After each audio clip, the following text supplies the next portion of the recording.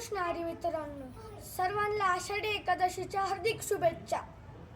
भारतासारखा देश नाही, महाराष्ट्रासारखे राज्य नाही, पंढरपुरासारखे तीर्थ नाही, पांडुरंगासारखे दैवत नाही, ज्ञानोबा रायांसारखे संत नाही, ज्ञानेश्वरीसारखा ग्रंथ नाही, वारकरी संप्रदायासारखा पंथ नाही, रामकृष्ण हरीसारखा मंत्र नाही, रामायणासारखी आचारसंहिता नाही, दशरथसारखा बाप नाही, कौशल्यासारखी माय नाही, प्रभू रामचंद्रासारखा मुलगा नाही, सीतेसारखी सून नाही, उर्मिलासारखी जाऊ नाही,